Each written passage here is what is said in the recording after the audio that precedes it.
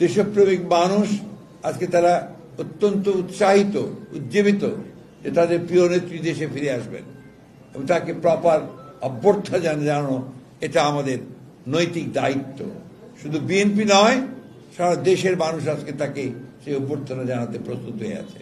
আমরা আশা করছি যে আগামী 5 তারিখে দেশনেত্রী বেগম খালেদা জিয়া একটি বিশেষ বিমানে, সম্ভবত সেটা আমরা যেটা আশা করছিলাম যে বিমানে তিনি গেছেন, অর্থাৎ আপনার কাতারের রয়্যাল অ্যাম্বুলেন্স, সেই অ্যাম্বুলেন্সের ফ্লাইটেই তিনি আমাদের দেশে, আমাদের মাঝে আবার ফিরে আসবেন। সময়টা আমরা নিশ্চিত করে বলতে পারছি না, কারণ এই সময়টা নির্ভর করবে আপনার বিভিন্ন বিষয়ের উপরে। এটা যদি আজকে রাত্রের মধ্যে আমরা নিশ্চিত হই, নাহলে কাল হই, যখনই আমরা নিশ্চিত হব আমরা আবার আপনার গণমাধ্যমের মাধ্যমে সেটাকে জনগণের কাছে পৌঁছে দেবো, আপনাদের সকলের কাছে পৌঁছে দেবো।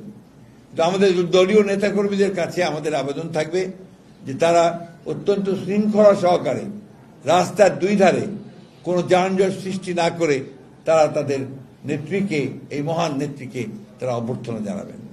আমরা যেটা সাজেস্ট করেছি যে এক হাতে জাতীয় পতাকা, আরেক হাতে দলীয় পতাকা দিয়ে আমরা তাকে অভ্যর্থনা জানাবো, এটা হচ্ছে আমাদের সিদ্ধান্ত।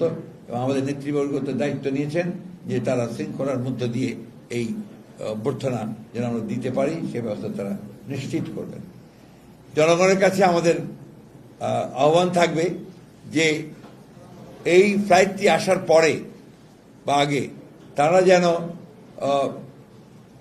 যে এলিভেটেড এক্সপ্রেসওয়ে যেটা আছে সেই পথটি যেন তারা নেওয়ার চেষ্টা করেন, অর্থাৎ বিমানবন্দর থেকে কাকলি পর্যন্ত সেই জায়গাটা যেন তারা মানে মেইন নিচে যে রাস্তা আছে সেটাকে অ্যাভয়েড করে এলিভেটেড এক্সপ্রেসওয়েটাকে যেন নেওয়ার ব্যবস্থা করেন, এটা তাদের কাছে আমাদের অনুরোধ থাকবে।